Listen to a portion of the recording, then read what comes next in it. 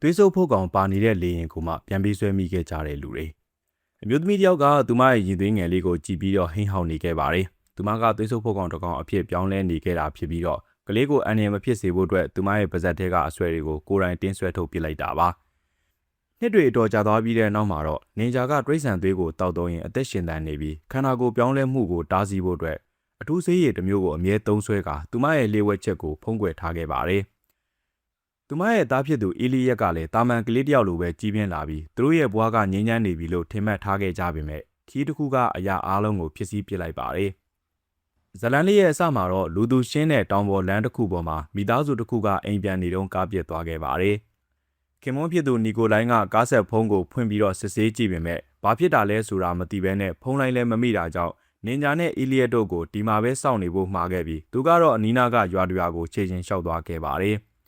အဲ့ဒါကသူတို့ရဲ့နောက်ဆုံးနှုတ်ဆက်ခြင်းဖြစ်လာမယ်လို့ဘသူကမှမထင်ထားခဲ့ကြပါဘူးတနင်္လာရီလောက်ကြာတဲ့အထိနီကိုလိုင်းပြန်မလာသေးတာကြောင့်စိုးရိမ်နေတဲ့နင်ဂျာကသူ့ရဲ့ခြေရာတွေနောက်ကနေလိုက်သွားရင်းနဲ့လေတော့အိမ်တစ်လုံးစီကိုရောက်သွားပါတော့တယ်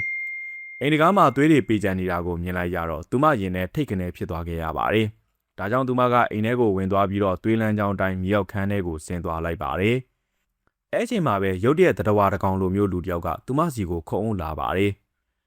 နင်ဂျာကအမောင်ထဲမှာကလုတ်တိုက်လဲကျသွားတဲ့အခါမှာတော့နီကိုလိုင်းရဲ့တေဆုံးနေတဲ့ရုပ်လောင်းကိုမြင်လိုက်ရပါတော့တယ်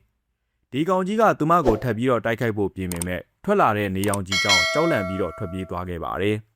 ်ဒီနောက်မှာတော့နင်ဂျာကသူမရဲ့လက်ကိုအဲ့လူကကိုက်သွားတာကိုတီးလိုက်ရပါတယ်အစာပိုင်းမှာတော့တာမန်တန်ရာလို့ပဲထင်ခဲ့ပေမဲ့မကြခင်မှာပဲသူမရဲ့ခန္ဓာကိုယ်ကစတင်ပြောင်းလဲလာပါတော့တယ်သူမကအဆွဲတွေထွက်လာပြီးတော့သွေးကိုအလွန်မင်းကိုစားလောင်လာခဲ့တာပါ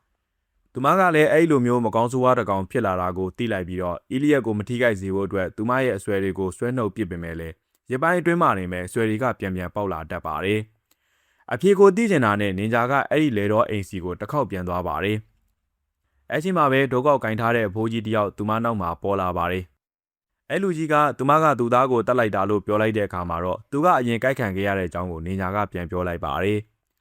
အဲ့ဒီဖိုးကြီးကသူမကိုတနက်နဲ့ပြစ်လိုက်တာကြောင့်နင်ဂျာလည်းပြန်ပြီးတော့တိုက်ခိုက်လဲရပါတယ်အဖိုးကြီးကလည်းမကောင်းဆိုးဝါးတွေထပ်ပြီးပေါ်မလာအောင်တားဆီးခြင်းနေပေမဲ့နင်ဂျာကတော့အသက်ရှင်ဖို့အတွက်သူ့ကိုတတ်လိုက်ရပါတယ်အဲ့ဒီအိမ်ထဲမှာပဲနင်ဂျာကသွေးဆုပ်ဖို့ကောင်ဗိုင်းရပ်ကိုထိန်းချုပ်ပေးနိုင်တဲ့ဆေးရည်ကိုရှာတွေ့လိုက်ပါတယ်ဒါကြောင့်ဆေးတွေကိုယူပြီးတာနဲ့သူမကနေရာအနှံ့ဓာတ်ဆီတွေလောင်းပြီးတော့အိမ်ကိုလည်းမိရှို့ဖြစ်စီပစ်လိုက်ပါတော့တယ်အဲ့နောက်ရှင်းနှစ်တာအကုန်လုံးသွားပြီးတဲ့နောက်မှာတော့နင်ဂျာစီမှာစပင်းတွေမရှိတော့ပါဘူးဒါပေမဲ့သူမရဲ့ခန္ဓာကိုယ်ကတော့အလွန်အမင်းတန်မာနေသေးပါတယ်သူမကပမောက္ခတယောက်နဲ့တွေ့တဲ့အခါမှာတော့သူကတကိုယ်လုံးကိုသွေးလဲပြီးတော့သူမကိုကုသပေးနိုင်မယ်လို့ကတိပေးပါတယ်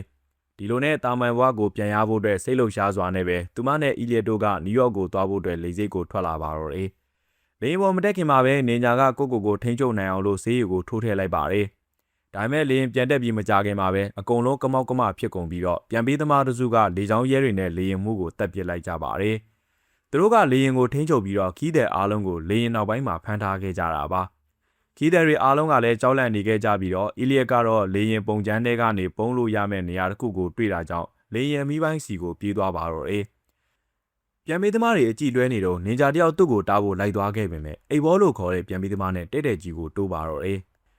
အိဘောကနေဂျာကိုတနက်နဲ့ပြစ်လိုက်တဲ့အခါမှာတော့သူမလည်းကျမ်းမြေပေါ်ကိုလဲကျသွားပါတော့တယ်အဲ့ချိန်အိဘောကအီလီယက်ကိုပါတတ်ဖို့ပြင်တဲ့အခါမှာတော့ကြည်စံကြောင့်လေရင်ကိုထိခိုက်မှဆိုးပြီးတော့သူ့ဘော်ကတားလိုက်ရပါတယ်အဲ့ဒီစားသူတို့ကအီလီယက်ကိုထိုင်ကုန်ပေါ်ကိုပြန်ဆွဲခေါ်သွားကြပါတယ်ဒီနောက်မှာတော့သူတို့ကပိုပြီးကြောက်စရာကောင်းတဲ့တရဝါကြီးတစ်ကောင်လိုးထလာတော့မှကိုတော့ပြန်ပေးသမားတွေမသိကြပါဘူးတည်သွားပြီလို့ထင်ရတဲ့နင်ဂျာကအပြင်းထန်ချောင်းဆိုးရင်းနဲ့ပြန်ထလာနေခဲ့တာပါဒါပေမဲ့သူကအတော်လေးကိုအားနေနေခဲ့ပါပြီဒါကြောင့်သူမကကျမ်းမြေကတကားပေါက်ကနေပစ္စည်းထဲတဲ့ခန်းထဲကိုဝင်လာပါတော့တယ်နောက်တနေရာကလောင်အိမ်ထဲမှာခွေးပေါက်လေးကိုမြင်လိုက်ရတဲ့အခါမှာတော့အာရင်ပြန်ရဖို့အတွက်သူတို့ရဲ့သွေးကိုတောက်သုံးလိုက်ပါတော့တယ်ပြန်ပြီးသမားတယောက်ကအတန်ကြားလို့လာရှာတဲ့အခါမှာတော့နင်ဂျာကိုတွေ့သွားပေမဲ့လည်းနင်ဂျာကသူ့ကိုစက္ကန့်ပိုင်းအတွင်းမှာပဲနှိမ်နှင်းကသွေးဆုပ်ပစ်လိုက်ပါတယ်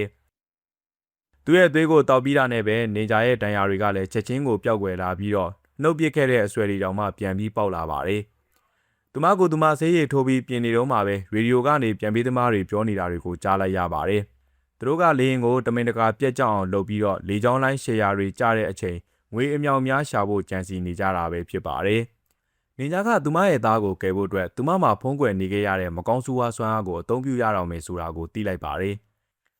သူမကအေလီယက်ကိုရှာဖို့အတွက်လေရင်ခန်းထဲကိုပြန်ပြေးသွားခဲ့ပြီးလေမှုခန်းထဲကိုသွားလိုက်ပြင်မဲ့လေလေမှုခန်းကဗလာဖြစ်နေခဲ့ပါတယ်။လေရင်ကအလိုလျောက်စနစ်နဲ့ပြန်တန်းနေတာကြောင့်နင်ဂျာလဲခီးတဲ့တွေကလေရင်မောင်းတတ်တဲ့သူရှိမရှိကိုမေးလိုက်ပါတယ်။လူငယ်တယောက်ကလည်းသူလေရင်မောင်းတင်မှုတဲ့ကြောင့်လက်ထောင်ပြလိုက်ပြီးသူကနင်ဂျာနောက်ကနေလေမှုခန်းထဲကိုဝင်သွားပါတော့တယ်။သူတို့ရဲ့အစီအစဉ်ကပြန်ပြီးသမားတွေလေထီးနဲ့ခုံမထွက်မချင်းစောင့်ပြီးမှပဲဘုံကိုဖြုတ်ပြီးတော့လေရင်ဆင်းဖို့ပါ။ဒါမဲ့ကံမကောင်းစွာပဲအိဘောကသူ့ဖော်ရဲ့အလောင်းကိုတွေးရှိသွားတဲ့အခါမှာတော့သွေးလန်းချောင်းတိုင်းလိုက်သွားကြည့်ရင်းကနေနင်ဂျာအသက်ရှင်နေသေးတယ်ဆိုတာကိုသိသွားခဲ့တာပါ။ပြန်ပြီးသမားတွေကလေရင်ခန်းစီကိုလာကြပြီးတော့ခီးတဲ့တွေကိုပြင်းပြထန်ထန်စစ်ဆေးမေးမြန်းရာကနေခီးတဲ့တယောက်ကနင်ဂျာလေမှုခန်းထဲမှာရှိနေတယ်လို့ဝန်ခံလိုက်မိပါတယ်။ဒါကြောင့်သူတို့ကနင်ဂျာထွက်လာအောင်ဖိအားပေးဖို့အတွက်လုံခြုံရေးကင်မရာရှေ့မှာတင်ခီးတဲ့တယောက်ကိုပြစ်တက်လိုက်ပါတယ်။နင်ဂျာတယောက်တီးခံပြီးစောင်းလိုက်ပင်မဲ့လေပြန်ပြီးသမားတွေကဒီတခါမှာတော့ကောင်မလေးတယောက်ကိုတနက်နဲ့ချိန်လိုက်ကြပါတယ်။မိခင်ဖြစ်တဲ့နင်ဂျာတယောက်လည်းနောက်ဆုံးမှာတော့တီးမခံနိုင်တော့ဘဲနဲ့တကားကိုဝုန်းကနေဖွင့်လာကခေါင်းဆောင်ပြစ်သူဘက်ရဲ့လေချောင်းကိုကိုက်ဖြတ်ပစ်လိုက်ပါတယ်။ကျန်တဲ့ပြန်ပြီးသမားတွေလည်းထိတ်လန့်သွားကြတဲ့အခါမှာတော့နင်ဂျာကသူတို့ကိုပြက်ရှင်းဖို့ပြင်နေတော့မှပဲကျမ်းမြင့်ပေါ်ကဘက်ကစပြီးတော့ပြောင်းလဲလာပါတော့တယ်။ဒါကြောင့်သူမကဓာတ်နဲ့ဘက်ရဲ့နှလုံးကိုထိုးဆက်လိုက်ရပါတယ်။ဒါကသာပြောင်းလဲမှုကိုတားဆီးနိုင်မဲ့တကူရီတော်နီလန်းပါပဲ။အဲ့တော့သူမကလေမှုခန်းထဲကိုပြန်ဝင်ဖို့လှုပ်လိုက်ပင်မဲ့လေသူမကိုသူမမထိန်ချုပ်နိုင်ပဲနဲ့အေလီယက်ကိုဒုက္ခပေးမိမှာကိုတွေးမိပြီးတော့စိုးရိမ်သွားပါတယ်။ဒါကြောင့်သူမကအေလီယက်ကိုအထဲမှာပဲနေတာကဘေးကင်းတယ်လို့ပြောလိုက်ပြီးသူမကိုသူမအိမ်သားထဲမှာပဲတောကပ်ပိတ်ထားလိုက်ပါတယ်။အဲ့ချိန်မှာအိဘောကနေဂျာရဲ့ဒဏ်ရာယူကိုရှာတွေ့ပြီးတော့သူမကသွေးဆုပ်ဖို့ကောင်ဆိုတာကိုသိသွားပါတယ်။သူကသူမကိုတတ်ဖို့အတွက်တစ်သားလန်တွေကိုပြင်ဆင်လိုက်ပြီးတော့သူမကိုလည်းတိုက်ခိုက်လိုက်ပါတယ်။အိဘောကခရမ်းလွန်ရောက်ခြင်းနဲ့နင်ဂျာကိုတိုက်ခိုက်လိုက်တာကြောင့်သူမလည်းနာကျင်စွာနဲ့လဲကျသွားပါတယ်။ဒါပေမဲ့အိဘောကသူမကိုချက်ချင်းမတတ်သေးပဲနဲ့စေးထိုးအပ်နဲ့သူမရဲ့သွေးဆုပ်ဖို့ကောင်သွေးကိုဆုပ်ယူလိုက်ပါတယ်။ပြီးတော့သူကသွေးဆုပ်ဖို့ကောင်ရဲ့မတည်နိုင်တဲ့စွမ်းအားကိုလိုချင်နေခဲ့တာပါ။သွေးတွေကိုယူပြီးတာနဲ့သူမကိုတတ်ဖို့ပြင်လိုက်ပြီးတော့အဲ့ဒီချိန်လေးမှာနေမဲ့အီလီယက်ကသူ့မိကိုကယ်ဖို့အတွက်တနက်တလက်နဲ့ရောက်လာပါတယ်။အိဘောကတော့ကောင်လေးကတနက်ကိုပြေးမှမဟုတ်ဘူးလို့တွေးပြီးတော့ရှေ့ကိုတိုးလာပါတယ်။ဒါမဲ့ခဏနေတော့တနက်တန်ထွက်လာခဲ့ပြီးကြည်စံကဘရင်းပေါက်ကိုမှန်ကလေရင်ကန်းတွေကလေဖိအားကလည်းရုတ်တရက်ကျဆင်းသွားပါတယ်။အောက်ဆီဂျင်ကလည်းကျဆင်းသွားပြီးတော့လေရင်မှုကန်းတွေကလူငယ်လေးလဲမိလဲသွားခဲ့ပါတယ်။ရှုပ်ထွေးနေတော့မှပဲပြန်ပေးသမားတွေကလေရင်မှုကန်းကိုထပ်ပြီးတော့သိမ့်ပိုက်လိုက်ကြပါတယ်။နင်ဂျာကသူမရဲ့သားကို Forest လို့ခေါ်တဲ့လူတစ်ယောက်စီမှအပ်ထားခဲ့ပြီးတော့အိဘောနောက်ကိုလိုက်သွားခဲ့ပါတယ်။အဲဒီနောက်အိဘောကလေရင်တူလောင်ကန်းတွေကကြီးကားတစ်စီးထဲမှာပုံနေခဲ့တာကြောင့်တနက်နဲ့လည်းပြစ်မရဖြစ်နေခဲ့ပါတယ်။နင်ဂျာကတန်တန်ချောင်းကိုကားမှန်နဲ့ထိုးထည့်လိုက်ပြင်မဲ့လေအိဘောကအဲ့ဒီတန်တန်ကိုဖမ်းဆုပ်ပြီးတော့လွှတ်ပစ်လိုက်ပါတယ်။ပြီးတာနဲ့သူ့ရဲ့သွေးကြောတွေကိုသွေးဆုပ်ဖို့ကောင်သွေးတွေထိုးထည့်လိုက်ပါတယ်။စိတ်လွန်နေပေမဲ့လည်းသွေးဆုပ်ဖို့ကောင်တကောင်ကဘယ်လောက်အန်ဒီရဲ့ကြီးလဲဆိုတာသိတာကြောင့်နင်ဂျာလည်းထိတ်လန့်သွားပါတယ်။သူမကကားထဲကိုအရက်တွေလောင်းထည့်ပြီးတော့မီးရှို့ပြင်မဲ့လေလေရင်ကန်တွေကပြန်ပေးသမားတွေကမီးခိုးတွေကိုမြင်ပြီးမီးသက်စနစ်ကိုဖွင့်လိုက်တာကြောင့်မီးငိမ့်သွားခဲ့ပါတယ်။ဒါကြောင့်နင်ဂျာလည်းပြန်ဆုတ်ခွာခဲ့ရပါတယ်။မကြခင်မှာပဲအိဘောတယောက်ပြောင်းလဲသွားတဲ့အခါမှာတော့သူ့ရဲ့အပေါင်းဖော်တွေကိုပါတစားစီကိုက်ဖြတ်ပြီးတော့တိုက်ခိုက်လိုက်ပါတော့တယ်။ကြီးစံတွေကလည်းသူ့ကိုမတားနိုင်ခဲ့ပါဘူး။ခီးတဲ့တွေကနင်ညာသွေးဆုပ်ဖို့ကောင်ဆိုတာကိုတီးသွားကြတဲ့အခါမှာတော့သူမကိုပြစ်တက်ဖို့ကြိုးစားကြပါတော့တယ်။အီလီယက်ကသူမကဘသူ့ကိုမှမထိခိုက်စေဘူးလို့ပြောပေမဲ့လည်းကြောက်လန့်နေတဲ့လူအုပ်ကြီးကတော့သူမကိုတပ်ပစ်ချင်နေကြပါတယ်။ဒါကြောင့်အီလီယက်ကသူ့မိကိုတတိထားဖို့အော်ပြောလိုက်ရပါတယ်။နင်ဂျာကတော့သူမကိုမကောင်းဆိုးဝါးလို့ပဲမြင်နေတဲ့လူတွေကိုကယ်ဖို့ကြိုးစားနေရတာကိုတွေးမိပြီးတော့နာကျင်သွားရပါတယ်။အဲ့ချိန်မှာပဲကြည်စံတောင်းကသူမရဲ့ခေါင်းသားကနေဖြတ်သွားတဲ့အချိန်မှာတော့နင်ဂျာလဲစိတ်လော်ပြီးတော့ခီးတဲ့တွေကိုတိုက်ခိုက်လိုက်ပါတယ်။သူမက Forest ကိုတောင်တိုက်ခိုက်လိုက်ပြီးတော့အီလီယက်ကတားလိုက်မှသာသူမသတိပြန်ဝင်လာပါတယ်။ရုတ်တရက်သွေးဆုပ်ဖို့ကောင်အသက်ကလည်းတကားစီကိုရောက်လာတာကြောင့်နင်ဂျာနဲ့ Forest တို့ကတကားကိုပိတ်လိုက်ကြပါတယ်။အဲ့လိုလိုရင်းနဲ့ Forest ရဲ့လက်မောင်းကအကိုက်ခံလိုက်ရတဲ့အခါမှာတော့သူလဲပြောင်းလဲမသွားအောင်နင်ဂျာကသူ့ရဲ့လက်ကိုပစိန်နဲ့ခုတ်ပစ်လိုက်ပါတော့တယ်။အဲနောက်မှာပဲဒေဂာနီခီးတဲ့တယောက်ကအကိုက်ခံရရင်ထာဝရအသက်ရှင်မယ်လို့ထင်ပြီးတော့တကားကိုဖွင့်လိုက်ပါတယ်။ဒါပေမဲ့အိဘောကသူ့ကိုထပ်ပြီးတော့တပ်ပစ်လိုက်ပါတယ်။အခုတော့သွေးဆုပ်ပုတ်ကောင်တွေကလေရင်ထဲမှာလူသက်ပွဲကြီးကိုကျင်းပနေကြပါပြီ။ခီးတဲ့တွေကလည်းလေမှုကန်းစီကိုပြေးသွားကြပေမဲ့အထင်းမှာပြန်ပေးသမားတွေကလူတိုင်းတေကိုမှကြောက်ပြီးတော့တကားဖွင့်မပေးပါဘူး။နင်ဂျာကတော့ဒီမကောင်းဆိုးဝါးတွေကိုမြေပေါ်ကိုဘယ်နည်းနဲ့မှအရောက်ခံလို့မဖြစ်ဘူးဆိုတာတွေးမိလိုက်ပါတယ်။ဒါကြောင့်သူတို့ကနေထွက်ချိန်မှာလေရင်ဆင်းဖို့နဲ့လေယောင်ကြီးကိုတုံးပြီးတော့သွေးဆုပ်ဖို့ကောင်တွေကိုတပ်ပစ်ဖို့ဆုံးဖြတ်လိုက်ကြပါတယ်။ပြီးတာနဲ့လေရင်ကိုဖောက်ခွဲပစ်ဖို့စီစဉ်ကြပေမဲ့လည်းစနစ်တန်ကတူလောင်ကန်ထဲမှာရှိနေခဲ့ပြန်ပါတယ်။သူတို့မှာဝေးထင်းကလုံးမရှိရင်တယောက်ကကြံခဲ့ပြီးတော့ဘုံကိုကိုယ်တိုင်ခွဲရမှာပါ။ဒါကြောင့်နေဂျာကနင့်နာခံဖို့ပြင်ပေမဲ့အီလီယက်ကလက်မခံပဲကျန်းလုံရောင်ကြီးတံမီနဲ့လေဝင်လေထွက်ပေါက်တွေကနေခိုးဝင်ပြီးတော့အဝေးထင်းကလုတ်ကိုသွားယူပါတော့တယ်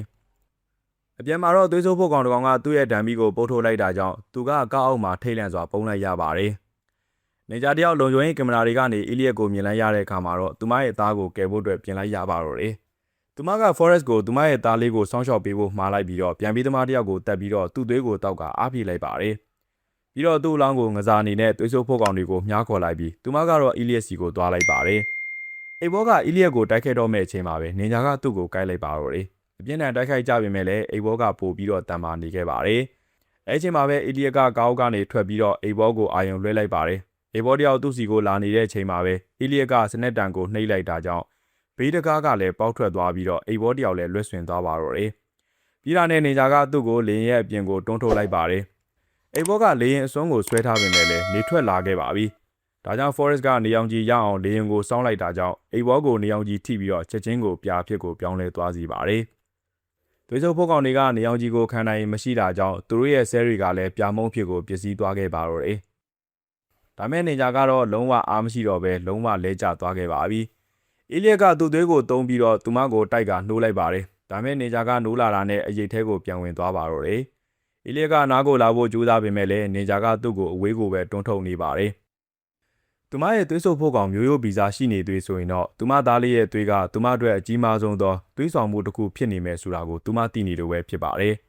။မကြခင်မှာပဲ Forest ကစစ်တပ်နဲ့ဆက်သွယ်ပြီးတော့အရေးပေါ်ဆင်းသက်နိုင်ခဲ့ပါပြီ။အီလီယက်ကလည်းကြိုးတစ်ချောင်းနဲ့ဘေးကင်းရာကိုဆင်းနိုင်ခဲ့ပေမဲ့လည်းစစ်တပ်က Forest ကိုပြန်ပေးသမားလို့ထင်နေခဲ့ကြပါတယ်။ဗိုလ်မှူးကြီးကလည်းသွေးဆုပ်ဖို့ကောင်ဇလန်းကိုလုံးဝကိုမယုံကြည်ပါဘူး။ဒါကြောင့် Forest ကိုတစားကန်တွေကိုလှုပ်ပေးဖို့တောင်းဆိုနေခဲ့ပြီးတော့သူတို့ငင်းခုန်နေကြတာကနေညနေပိုင်းထိကိုကြာသွားပါတယ်။ Forest ကြောင့်ကောင်းငင်တစ်ခုလုံးမှောင်လာတာကိုကြည့်ပြီးတော့ဘုံကိုလည်းဖောက်ခွဲပစ်လိုက်တင်ပြီလို့ဆုံးဖြတ်လိုက်ပါတော့တယ်။အဲဒီချိန်မှာပဲစစ်သားတွေကလေရင်ဘော်ကိုဝင်စီးပြီးတော့ Forest ကိုဖမ်းဆီးလိုက်ကြပါတယ်။ဒီနောက်မှာတော့လေရင်ဘော်ကသွေးဆိုးဖို့ကောင်တွေကစစ်သားတွေကိုခုံတိုက်ခိုက်ကြတဲ့အခါမှာတော့သွေးချောင်းစီးတဲ့တိုက်ပွဲကြီးကိုဖြစ်ပေါ်လာစေပါတော့တယ်။ဒီလိုနဲ့ရှုပ်ထွေးနေတော့မှပဲအီလီယက်ကလူနာတင်ကားပေါ်ကခိုးထွက်ပြီးတော့သူ့မိကိုနောက်ဆုံးတစ်ခေါက်တွေ့ဖို့လေရင်စီကိုပြေးသွားခဲ့ပါတော့တယ်။ဒါမဲ့သူတွေးလိုက်ရတာကတော့စစ်သားတယောက်ကိုကိုက်ဖြတ်နေတဲ့ထိန်းချုပ်လို့မရတော့တဲ့နင်ဂျာကိုပဲဖြစ်ပါတယ်။